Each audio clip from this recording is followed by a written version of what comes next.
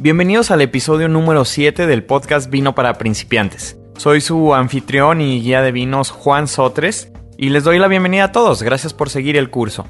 En este episodio vamos a hablar sobre la uva Merlot, una de las 6 grandes variedades que se utilizan para elaborar la mayoría de los vinos del mundo. Las otras 5 son Riesling, Sauvignon Blanc, Chardonnay, Pinot Noir y Cabernet Sauvignon. Puedes descargar los episodios pasados de este podcast para aprender sobre las primeras 4 variedades. Y también te recomiendo escuchar los 2 primeros episodios de introducción en los que explicamos lo que buscamos en un buen vino y cómo disfrutar un vino de la mejor manera. Pero por ahora vamos a hablar sobre la uva Merlot. Vino para Principiantes es un curso completo de educación sobre el vino y todo lo relacionado con su fascinante mundo. Vino para Principiantes. Una variedad y una región en cada emisión.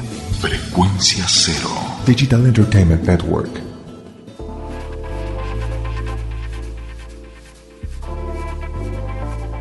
La Merlot es una de las uvas clásicas de la famosa región de Burdeos en Francia, pero su popularidad y aceptación entre el público ha tenido algunos problemas o tropiezos últimamente, algunos de ellos muy fuertes.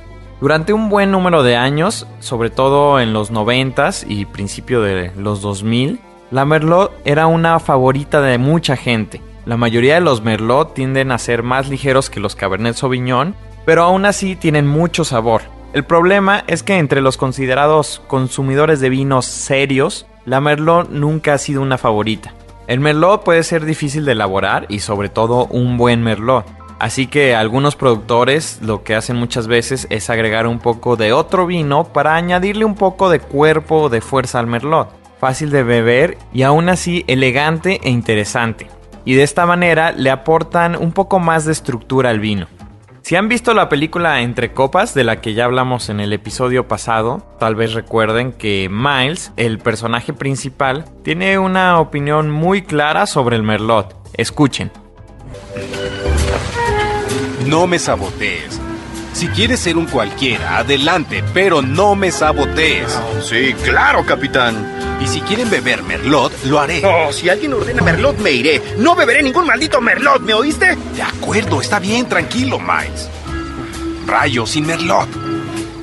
Y así como esta película impulsó las ventas de Pinot Noir a nivel mundial, se vio también reflejado un pequeño descenso en las ventas de Merlot, lo que es realmente desafortunado porque es un buen vino y tal vez fueron un poco injustos con él. Cuando el Merlot se elabora bien, puede ser un vino magnífico. Un gran Merlot es gentil, aún así afrutado. Si sacamos la película o investigamos un poco en internet, podemos descubrir que el vino más apreciado de Miles es un Chateau Cheval Blanc, el cual es elaborado primordialmente con Merlot francés. Qué ironía, ¿no? Y hablando de los grandes vinos del mundo, no podemos olvidar el tan preciado Chateau Petrus, uno de los vinos más codiciados y más costosos del mundo, y el cual se elabora con la uva Merlot. Así que traigamos a la Merlot de vuelta y démosle el lugar que se merece. ¿De dónde proviene esta uva? Como dije antes, se origina en Francia, en Burdeos, y las regiones donde mejor crece definitivamente es en los suelos de Saint-Émilion y Pomerol. Pero también la puedes encontrar en Estados Unidos, Australia, Nueva Zelanda, Chile, Argentina, entre muchas otras regiones. Aunque parece que la Merlot tiende a darse mejor en Francia, Australia y Estados Unidos, específicamente en el estado de Washington, en otros países como Chile se están elaborando unos muy buenos Merlot, de los que ya hablaremos un poco más adelante. Un conocido crítico de vinos nos comenta que la mejor manera de describir a la uva Merlot es por lo que no es. No es tan ligera como el Pinot Noir, no es tan grande como el Cabernet Sauvignon y no tiene tanto sabor como el Syrah. Y esto en términos generales es muy cierto. Merlot puede producir un amplio rango de estilos. Puede ser ligero y afrutado o puedes tener vinos más fuertes y maduros. Los vas a encontrar desde muy simples a muy complejos. Algunos son vinos de 5 a 10 dólares para beber a diario y otros son de precios más elevados que merecen ser envejecidos en una cava durante varios años. Cuando pruebes el Merlot, lo primero que vas a encontrar son frutas oscuras como cereza negra, pasa, ciruela Y también vas a poder apreciar algo de vegetales verdes. Algunos encuentran notas de paprika y aceituna verde y no están equivocados. Tienes aromas a violetas, trufa, cuero, cereza negra, es lo que normalmente vamos a encontrar, pero depende mucho del estilo, de la región y del productor, los diferentes perfiles de sabores y aromas que vas a apreciar. La mayoría de los Merlot del Nuevo Mundo, como muchos vinos del Nuevo Mundo de hecho, tienden a ser muy afrutados. Y esto en los Merlot nos resulta en vinos que pueden ser deliciosos con serios sabores a frutas oscuras. Por ejemplo, los vinos que se elaboran en el estado de Washington, en Estados Unidos. El clima en esta región y sus suelos en particular, desde mi punto de vista, producen unos de los mejores Merlot del mundo. Y tenemos un amplio rango de Merlots que se producen en esta región. Encontramos desde el económico Columbia Crest hasta el significativamente más caro Le Col número 41. A la hora de escoger un Merlot de Estados Unidos, realmente vale la pena hacer un poco de investigación. Normalmente yo no me pongo a leer las críticas de vino para escoger cuál voy a comprar, pero existen tantos Merlot y las cosechas varían tanto entre una y otra que un poco de investigación y sugerencias sobre este vino no nos viene nada mal. Y así podemos gastar nuestro dinero de una manera inteligente. Por ejemplo, de esta manera fue como yo encontré el Columbia Crest Merlot 2004 Grand Estates, que es un vino de $11 y que obtuvo 90 puntos por la revista One Spectator. Incluso en este año está dentro de su lista de los 100 mejores vinos del 2007. Y por $11, ¿qué más podemos pedir? Sería mi sugerencia para que acompañaran este episodio. Vino para principiantes. ¡Salud! Pero dejemos Estados Unidos y ahora vámonos al sur hasta llegar a Chile. Los chilenos producen unos Merlot excelentes y de un muy buen precio. Y ya que entramos en este tema, aquí hay un dato muy curioso. Algunos de los mejores Merlot chilenos ni siquiera son producidos con la uva Merlot.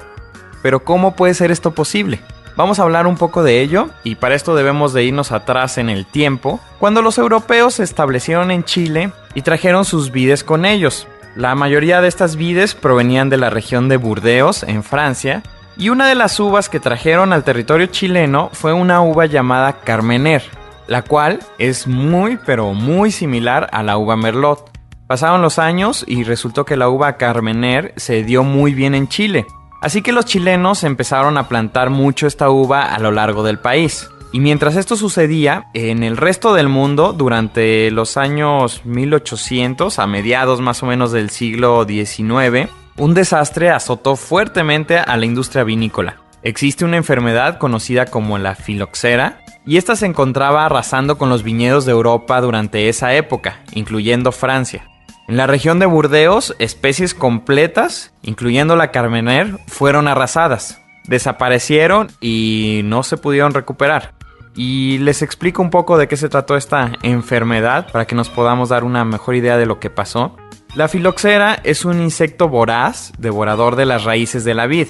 Es originario de Norteamérica y siempre ha convivido con vides norteamericanas sin causarles problemas. Pero cuando empezaron a ir los barcos de un continente a otro, empezaron a llevar plantas, empezaron a llevar animales, y en uno de esos viajes se llevaron este insecto que en las vides europeas encontró un gran alimento. La filoxera se expandió por toda Europa y destruyó viñedos completos y, como ya lo dijimos, extinguió algunas variedades de uva. La única manera que la industria del vino logró sobrevivir a esta epidemia fue cuando los viticultores descubrieron que podían injertar sus cepas saludables en las rizomas americanas, esto es en la parte inferior de la vid, ya que las plantas americanas no eran afectadas por la filoxera. Así que al día de hoy todas las vides que crecen en Burdeos están creciendo en rizomas americanas, aunque la vid sí lleva cientos de años creciendo en Francia. Lo único que hicieron fue hacer un pequeño injerto ahí y hacer a las vides inmunes a la filoxera. Bueno, pero regresemos a nuestro tema. Si conoces un poco la geografía de Chile, sabrás que es un país muy largo y muy delgado, ubicado en la costa oeste de Sudamérica. Es tan delgado que en sus puntos más angostos existen solamente unos 90 kilómetros entre fronteras. Con esta geografía, Chile tiene el Océano Pacífico de un lado y la Cordillera de los Andes en el otro lado. De esta forma, el país queda totalmente aislado. Y este aislamiento ayudó a que la filoxera no se extendiera a este país, convirtiendo así a Chile en el único país productor de vino a gran escala que jamás ha tenido un brote de filoxera. Entonces, durante estas épocas, los chilenos realmente no llevaban un registro de qué vides habían plantado en qué lugar, y conforme pasó el tiempo, los viñedos de las uvas Carmener se comenzaron a mezclar con los de la uva Merlot, y al final, sin darse cuenta, a los vinos Carmener se les conoció como Merlot. La gente pensaba que los vinos eran elaborados con uvas Merlot, y como eran tan parecidos, la gente asumió que eran en efecto Merlot. Esta creencia continúa hasta los 90s más o menos, o sea, estamos hablando de una historia reciente. Durante los 90, algunos científicos empezaron a analizar las vides chilenas y analizaron su genética e hicieron algunas pruebas de ADN y comenzaron a revelar que los llamados Merlot chilenos eran de hecho la uva perdida Carmener, la cual se pensó que se había perdido para siempre, pero no, estaba viva e incluso produciendo vinos en Chile. Hoy en día, la mayoría de los productores de vino chilenos están etiquetando sus Carmeners como Carmener en lugar de Merlot. Sin embargo, algunos continúan produciendo Carmener y los etiquetan erróneamente como Merlot. Pero al final, cualquier uva que se utilice realmente, ambos vinos chilenos, el Merlot y el Carmener, son excelentes vinos y tienen un gran valor, una gran relación precio-calidad. Y con esta pequeña clase de historia hemos llegado al final. Una vez más es hora de la tarea y en esta ocasión lo que quiero que hagan es que salgan y escojan un Merlot de Estados Unidos, uno de Australia y si pueden encontrar, compren un Carmener chileno. Y cuando pruebes estos vinos, ve si puedes notar la diferencia entre el Carmener y el Merlot. Será un ejercicio interesante. Incluso compara un Merlot chileno con un Carmener chileno para que veas la diferencia que hay entre ellos. Y si quieres hacer este ejercicio de la manera correcta, intenta hacer una cata a ciegas. Para esto, abre las botellas y mételas en bolsas de papel para que no puedas ver las etiquetas o cualquier otra característica que las pueda identificar. Muévelas un poco o pídele a alguien que las revuelva para que no sepas cuál es cuál. Y luego intenta determinar cuál es el Merlot y cuál es el Carmener. Puedes distinguir entre el vino de California, el de Australia y el de Chile. Al final, saca los vinos de sus bolsas y ve si estabas en lo correcto. Te puedes llevar una gran sorpresa. Tenemos mucho más que aprender sobre la uva Merlot, pero con la idea de mantener los episodios cortos y muy sencillos y directos, lo vamos a dejar en continuará y más adelante conoceremos más sobre esta uva. Con esto terminamos el episodio. Como siempre, me encantaría saber cómo va tu exploración del mundo del vino. ¿Hay algún vino últimamente que te haya sorprendido? ¿Tienes dudas sobre algo que hayas visto en una tienda de vinos, en algún restaurante o en una cata?